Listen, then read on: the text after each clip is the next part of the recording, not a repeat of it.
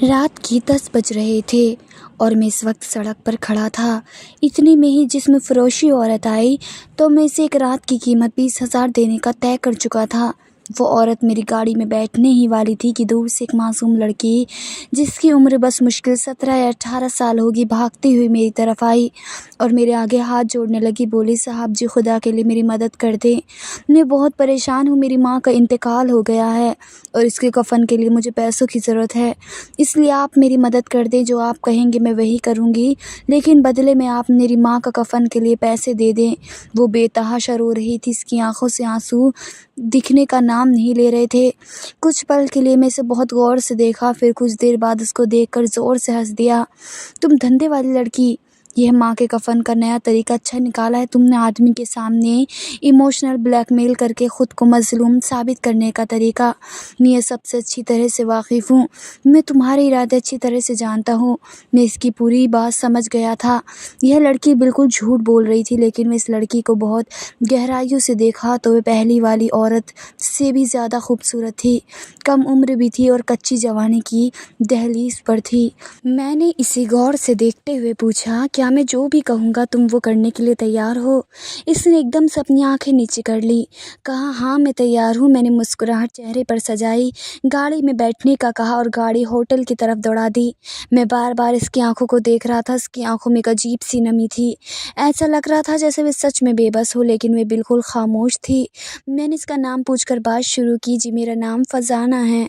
پھر میں اس کی خوبصورتی میں کھوتا چلا گیا، ساری رات اس خوبصورت لڑکی کے جسم سے کھیلتا رہا، اپنی شدت اس پر نیچھاور کر رہا تھا، ساری رات اس لڑکی کے جسم سے مزے لیتا رہا اور آخر میں اس کا رقص بھی دیکھا، کیونکہ میں لڑکیوں کے رقص کا بھی دیوانہ تھا۔ میں تو پہلے سے ہی لڑکیوں اور ان کے رقص کا شوقین تھا۔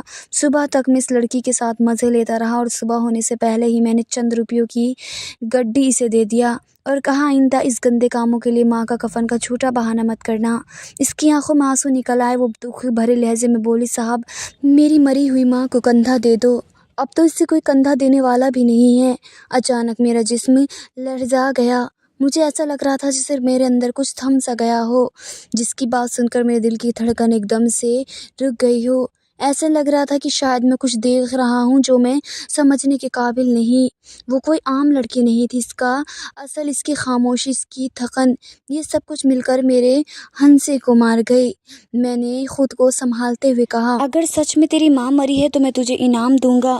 میرا اتنا کہنے پر وہ میری آنکھوں میں آنکھیں ڈال کر دیکھتی رہی، پھر وہ کچھ بھی کہے بنا وہاں سے چلی گئی۔ اب میں بھی اس کے پیچھے پیچھے چل رہا تھا، مجھے اس وقت مذاق سوچ رہا تھا جس میں کوئی فلم دیکھ رہا ہوں، یہ کس کے کھیل میں شریک ہوں جس میں فلم کے آخر میں سبھی ہنس پڑتے ہیں، مگر میرا دل یہ ماننے کو تیار نہیں تھا یہ کوئی کھیل ہے یا پھر کوئی فلم ہے۔ یہ کوئی کھیل نہیں، یہ کوئی کرو ہے۔ میں گاڑی کی طرف جاتے جاتے دیکھا کہ اس کے قدم اور بھی بوجھل ہو چکے تھے، جیسے وہ خود سے لڑ رہی ہو کہ یہ بات سچ ہے یا طنز جو میں نے کیا۔ میں نے گاڑی کا دروازہ کھولا تو وہ خاموشی سے آ کر بیٹھ گئی، ساتھ میں رہنے کے باوجود بھی وہ ایک دم خاموش تھی۔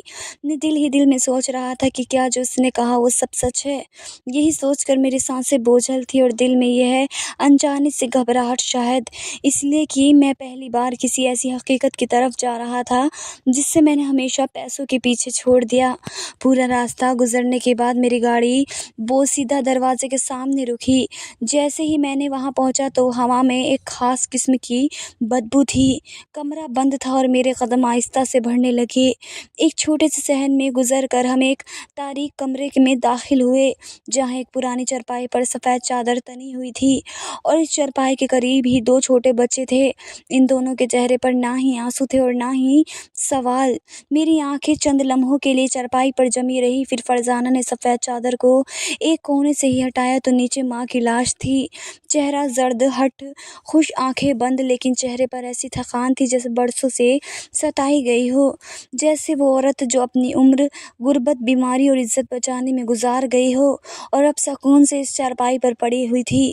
اس لاش کو دیکھ کر میرے قدم لڑکھڑا رہے تھے، لیکن میرا جسم کوئی حرکت ہی نہیں کر رہا تھا۔ میری آنکھیں آنسوؤں سے بھرنے لگی، مگر میں نے اسے ضبط کرنے کی کوشش کی۔ میرا جیسا مرد جو اپنی دنیا میں غصہ خرید لیتا ہے، سودا کرتا ہے، آج وہ اس لاش کے آگے بے بس بس کھڑا تھا۔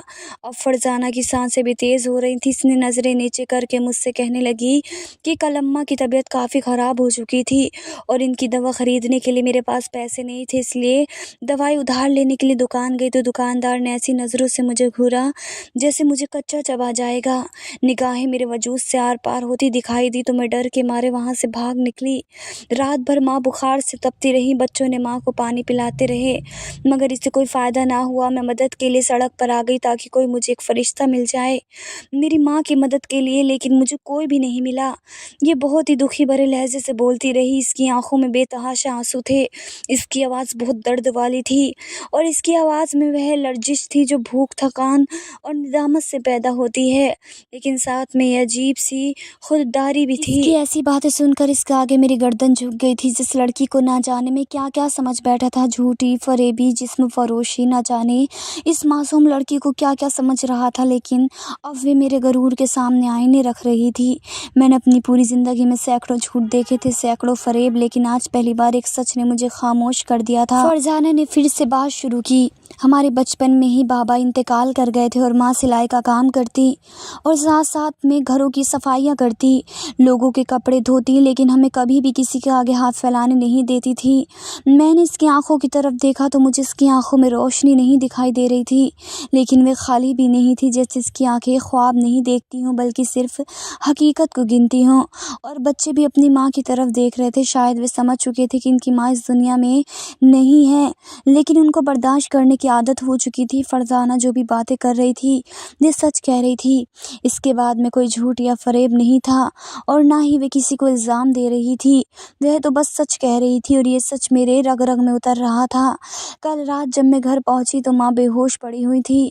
میں اماں کے لیے کچھ بھی کر سکتی تھی، لیکن میرے پاس صرف اپنے جسم کے علاوہ کچھ بھی نہیں تھا۔ جتنا کہہ کر وہ میری طرف دیکھا، میں اس سے نظریں ملانے کے بھی قابل نہیں تھا۔ میں نے اس سے نظریں چرا لی، میں اس لڑکی کو ایک تماشا بنا کے رکھ دیا، ساری رات اس کے جسم سے کھیلتا رہا اور اس کو ناچنے کے لیے بھی کہا، اس کی مجبوری پر ہنسا۔ وہ آج مجھ سے کردار میں، انسانیت میں بڑی نکل گئی۔ آخر اس نے میرے سامنے ناچ بھی کر لیا، لیکن میں نے اس کے ساتھ بہت غلط کیا، ایک کنواری عزت دار لڑکی کا کنوارا پن چھین لیا، اس کی عزت خاک میں ملا دی۔ میرے الفاظ، میرے تنز، سب کچھ بے ایمانی ہو گئے تھے۔ اس وقت کمرے میں بے حد خاموشی چھائی ہوئی تھی، لیکن وہ خاموشی سے ہی مجھ سے سوال پوچھ رہی تھی۔ فرزانہ چادر لاش پر ڈالی اور بچوں کے قریب جا کر بیٹھ گئی۔ میں آہستہ آہستہ دروازے کی طرف بڑھا، کچھ لمحے کے لیے پلٹ کر دیکھا، آخری بار اس کمرے کو دیکھا اور وہی میرے غرور کا جنازہ اٹھ گیا کہ ماں کے کفن کی قیمت کیا تھی، یہ شاید میری انا کا کفن اس دن بن چکا تھا۔ میں نے زندگی بہت جھوٹ، فریب اور چالاکی سے کاروبار کیا تھا اور ساری زندگی فائدے میں گزاری تھی، لوگوں کو پرکھنے کا ہنر رکھتا تھا، مگر آج زندگی میں پہلی بار ایک انسان کے سامنے خود کو ننگا بے بس میں سمجھ رہا تھا۔ میرے ہاتھوں میں درد شروع ہو گیا تھا۔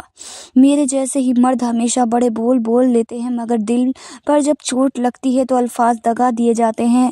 میں پھر سے فرزانہ کے قریب آیا اور ابھی بچوں کے بالوں کو سہلا رہی تھی۔ میں نے اپنی جیب سے چیک بک نکالی اور اس پر 60 لاکھ کی قیمت لکھ دی جو میں نے اسے زبان دی تھی۔ چیک بھر کر میں نے آہستہ سے فرزانہ کی طرف بڑھایا، وہ میری طرف نہیں دیکھ رہی تھی، بچوں کے ساتھ لگی رہی۔ میں نے چیک اس کے سامنے رکھا، تب اس نے آہستہ سے چیک کو دیکھا، پھر میری آنکھوں میں آنکھیں ڈال کر کہا، یہ کفن کی قیمت ہے یا میری عزت کی؟ اس کے سوال نے میری ہڈیوں میں کپکپی دوڑا دی۔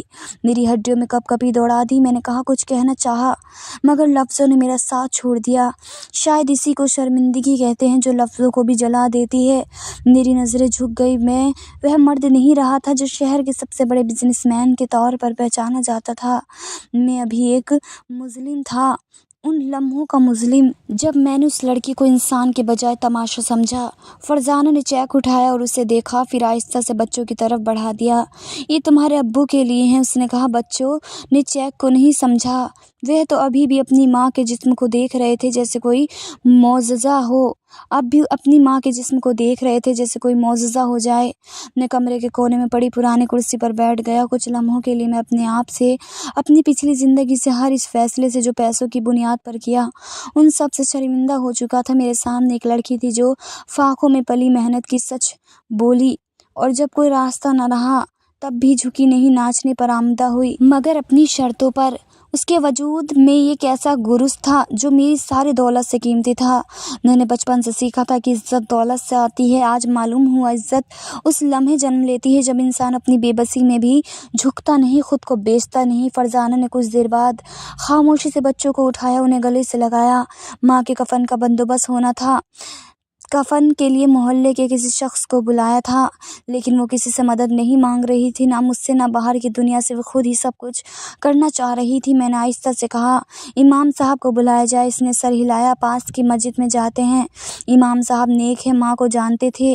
میں مسجد گیا اور مولوی صاحب کو جنازے کی اطلاع دی۔ میری آواز بھری ہوئی تھی۔ امام صاحب نے بتایا کہ وہ نماز ادا کر کے آ رہے ہیں۔ میں انہیں الوداع کہہ کر بھاری قدموں کے ڈار واپس آ گیا۔ کمرے کا منظر بے حد تکلیف دہ تھا۔ فرزانہ نے ماں کے قدموں کے پاس بیٹھ کر آہستہ سے دعا پڑھنی شروع کی ہوئی تھی۔ اس کی زبان میں لرزش تھی، لیکن لفظ ٹھیک تھے، جیسے وہ ماں کو آخری بار الوداع کہہ رہی ہو۔ اس لمحے میں نے محسوس کیا کہ کچھ لوگ ہمارے عقائد، ہماری زبان، ہماری تہذیب، ہماری تعلیم سے بھی بڑے ہوتے ہیں۔ وہ اپنی کردار سے زندگی کا درست دیتے ہیں۔ کمرے کے باہر اندھیری گلی خاموش تھی، مگر اندر کی ہر سانس کی آواز اب بلند لگ رہی تھی۔ بچوں کی سسکیاں، فرزانہ کی دعائیں اور میرے اندر کا وہ شور جو رکنے کا نام نہیں لے رہا تھا۔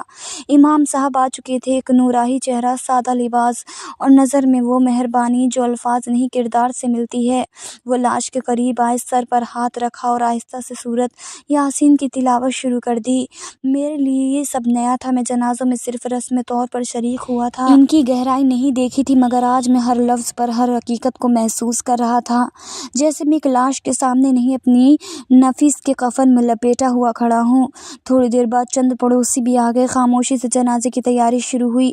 کوئی حالے آیا، کوئی پانی، کوئی سفید، کوئی کپڑا، سب کچھ اتنے سادگی سے ہو رہا تھا جیسے زندگی کا سارا بوجھ آخری لمحے میں بے وزن ہو جاتا ہے۔ جب لاش کو اٹھایا گیا تو فرزانہ نے آخری بار ماں کے چہرے کو دیکھا۔ اس کی آنکھیں برسنے کو تھی، مگر وہ ضبط کیے کھڑی رہی۔ اس نے ماں کی پیشانی کو چوما اور سر جھکا لیا۔ میں پہلی بار زندگی میں کسی لاش کو کندھا دینے آگے بڑھا۔ امام صاحب نے پوچھا، رشتہ؟ میرے ہونٹوں پر کچھ نہ آیا۔ لمحے بھر کو سوچا جھوٹ بول دوں، کوئی نام رکھ دوں، مگر پھر دل نے ایک آواز نکلی، انسانیت۔ امام صاحب نے خاموشی سے سر ہلایا اور میں کندھے کے نیچے ہاتھ رکھ کر اس لاش کو اٹھانے لگا۔ پہلی بار کسی بوجھ کو دل سے اٹھایا۔ آسمان پر ہلکی بوند آبادی شروع ہو گئی۔ زمین گیلی ہو رہی تھی، لیکن میرے اندر کچھ ٹہل رہا تھا، غرور، تکبر، طنز اور وہ فاصلہ جو میں نے خود اپنے اور سچائی کے درمیان کھڑا کیا تھا۔ اور پھر ہم جنازے کے ساتھ نکل پڑے، خاموشی سے، بوجھ کے ساتھ، سچ کی راہ پر، اس عورت کو دفن کرنے جس کی بیٹی نے میرے وجود کو دفن کر دیا تھا۔ ہم خاموشی سے گلیوں میں گزر رہے تھے۔ جنازہ ہمارے کندھوں پر تھا، مگر اصل بوجھ میرے سینے پر تھا۔ مسجد قریب تھی۔ امام صاحب آگے آگے چل رہے تھے، ان کے ہونٹ مسلسل ود میں ہل رہے تھے، ان کے چہرے پر روشنی تھی اور ایک ایسا سکون جو میرے اندر کہیں نہیں تھا۔ جب ہم مسجد کے احاطے میں داخل ہوئے تو کچھ اور لوگ بھی آ گئے، کوئی انجان چہرہ، کوئی محلے والے، کوئی چند عورتیں جو باہر سے دیکھ رہی تھیں۔ ہر ایک کی نظر بار بار فرزانہ پر جا رہی تھی، جو چادر لپٹ کے کھڑی ہوئی تھی۔ اس کی آنکھوں میں اب بھی آنسو نہیں تھے، جیسے وہ خود کو اجازت ہی نہیں دیتی کہ روئے۔ وہ ماں کے چہرے پر آخری بار نگاہ ڈال چکی تھی اور اب اس کا وجود صرف ایک فرض کی ادائیگی بن چکا تھا۔ نماز جنازہ پڑھائی گئی۔ میں صرف سب کے ساتھ کھڑا تھا، مگر میرے دل میں جو دعا تھی وہ زبان پر نہیں آ رہی تھی۔ میرے الفاظ اندر کہیں الجھ چکے تھے۔ دل کی زبان بس اتنا کہہ رہی تھی کہ اگر معافی کا کوئی راستہ ہے تو وہ اس پر ہی جائے گا، اگر کوئی دوسرا موقع ہوتا تو انسان بننے کا، تو شاید وہ یہی لمحہ ہے۔ جب قبر کی طرف روانگی ہوئی تو میں نے دوبارہ کندھا دیا۔ بچی زمین، تھوڑی سی بارش اور وہ خاموشی جس میں صرف قدموں کی چھاپ سنائی دیتی تھی۔ قبر تیار تھی۔ جیسے ہی لاش نیچے اتاری گئی، فرزانہ نے ایک لمحے کو زمین کی طرف دیکھا اور اس کی پلکیں لرز۔ شاید یہی وہ لمحہ تھا جب جنازے کی آخر لگے ٹوٹی، ایک آنسو اس کی آنکھ سے ٹوٹا اور زمین پر گر گیا۔ وہ خاموش گواہی، دفن کا عمل مکمل ہوا۔ امام صاحب نے مختصر سے دعا کی اور لوگ ایک ایک کر کے واپس جانے لگے۔ میں وہیں کھڑا رہا۔ میرے قدم زمین سے چپک گئے تھے۔ میں چاہتا تو فوراً نکل سکتا تھا، واپس جا سکتا تھا۔